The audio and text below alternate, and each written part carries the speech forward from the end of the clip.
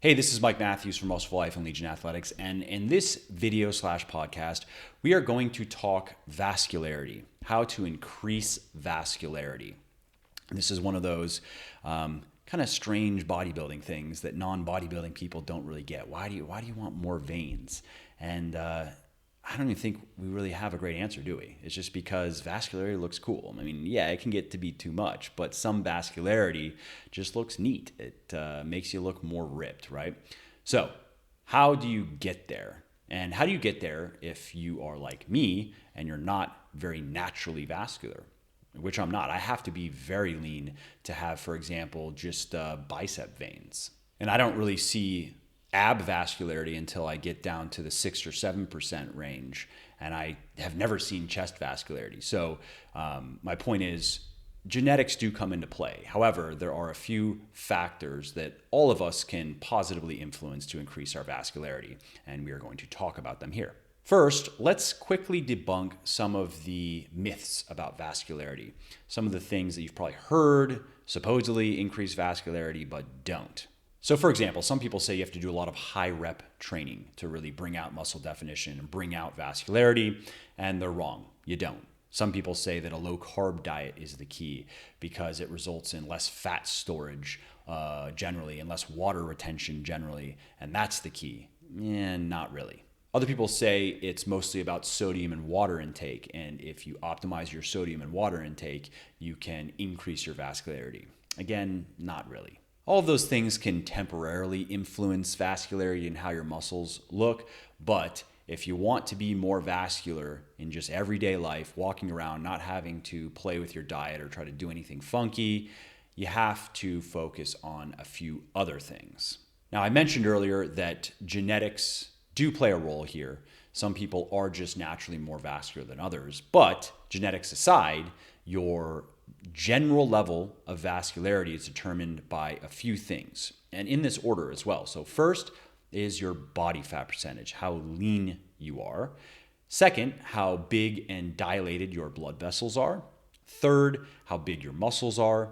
And fourth, how much water you are holding under your skin. Those are the four primary factors that determine your general level of vascularity, and you can manipulate all of them.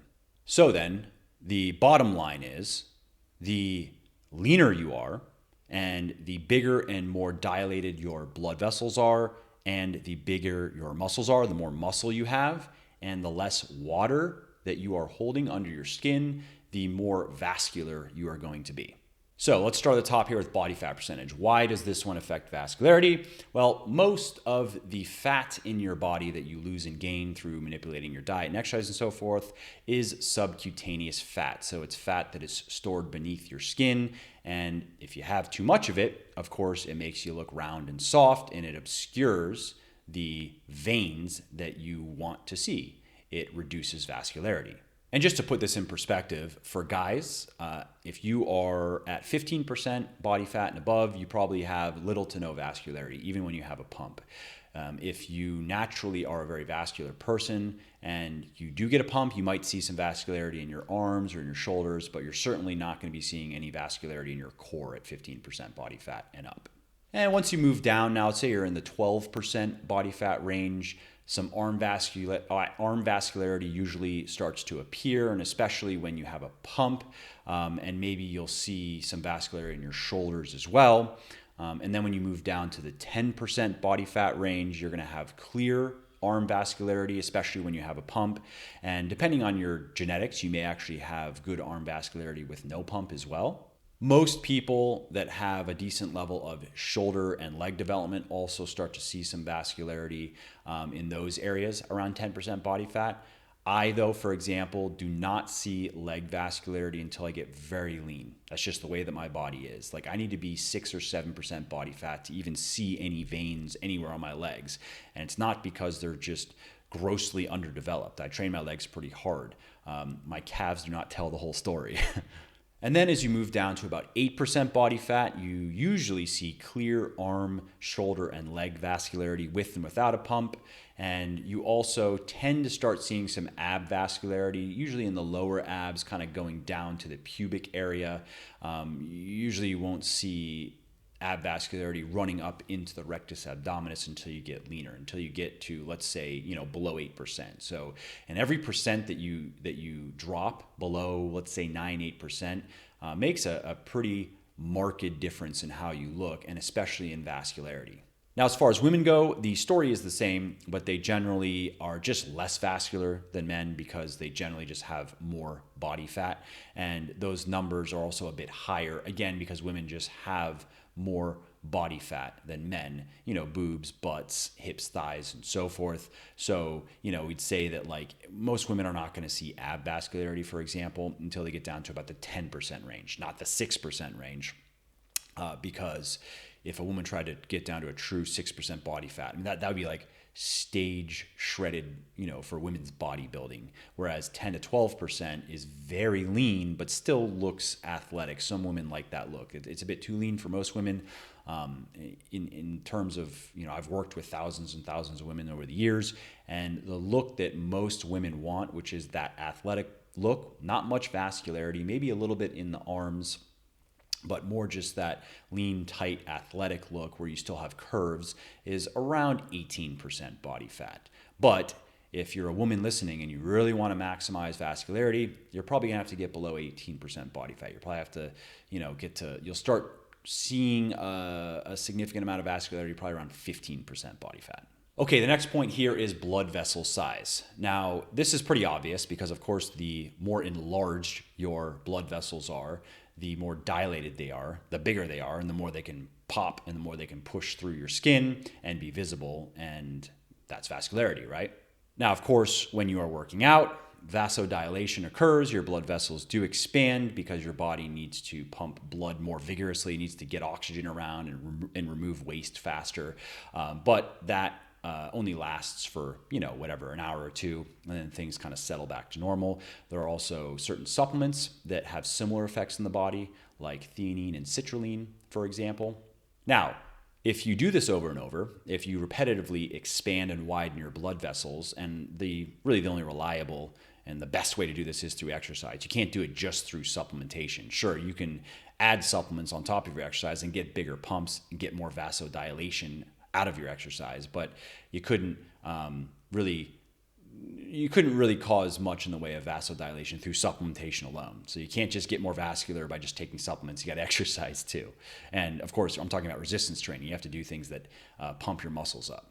But what happens is, as you do this over and over time, your blood vessels start to remain in a more widened state when you're resting. So this is why people that have been lifting weights for a while will just have more vascularity at rest than the average person. And studies show that this process can also result in the growth of new blood vessels. So again, this is why when you start working out, you might have, let's say, one vein that's visible on your bicep. And then over time, as you continue to train your biceps, you continue to train your arms, you now have more blood vessels that have become visible with no real change in your body fat percentage. That can happen. Okay, so let's move to the next point here, which is muscle size. How does muscle size affect vascularity?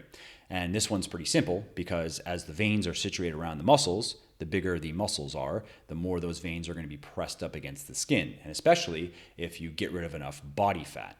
Last but not least, we have water retention. How does water retention affect vascularity? Well, just as your body stores fat between your muscles and the surface of your skin, your body also stores water there. So the more water that you're holding on the whole, the softer and less vascular you're going to look. And the less water you're holding, the harder and more vascular you're going to look because there's going to be less, let's say, cushion or buffer between your veins, which again are kind of situated around the muscles, and your skin. And if you want to learn how to reduce water retention, head over to legionathletics.com and search for water retention, and you'll see an article that I wrote on that. So that's it. Those are the 4 factors that you can influence to increase vascularity. Now, something that is not on the list that you may be wondering about is natural diuretics.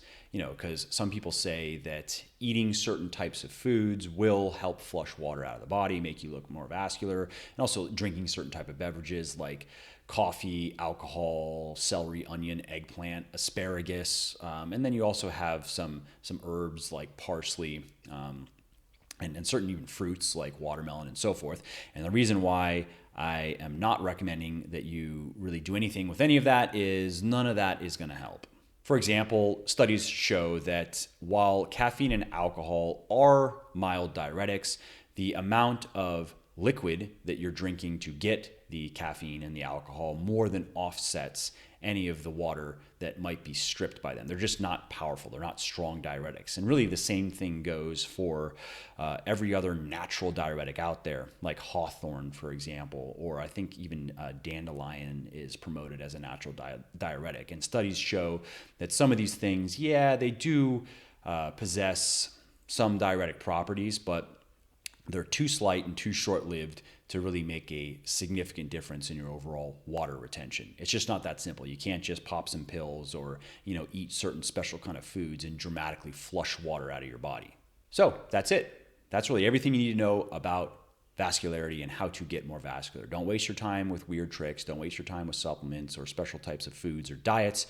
Just focus on building muscle, repetitively training those muscles, getting lean, and then make sure that your water retention is under control, which, again, if you go check out the article, you can learn all about that. Mostly comes down to some dietary factors and lifestyle factors, and you will get more vascular. Now, how vascular you can ultimately get will depend a lot on your genetics. For example, I just do not have much potential for vascularity. You can look at pictures of me at my leanest when I even had a pump for photo shoots, and I'm still not that vascular. That's just the way it is. And one other thing, if you want to temporarily increase vascularity, then you can, of course, get a pump. You can eat a bunch of carbs and a bunch of sodium. That will temporarily make you look more vascular. And you can also take supplements like citrulline and theanine, which are in my pre-workout supplement, by the way, which is called Pulse. And if you want to learn about that, legionathletics.com/pulse. All right, well, I hope you enjoyed the video. I hope you found it helpful. Please do give it a like if you did, and drop a comment down below to tell me what you thought of the video, and also share any of your experiences with vascularity, what has helped you get more vascular, or on the flip side, what has made you less vascular. Let me know in the comments. And if you want to know when my next video goes live, just hit the subscribe button. It's free, of course, and it tells me to keep going, and it tells you when I publish new content. Thanks again, and I will see you in the next video.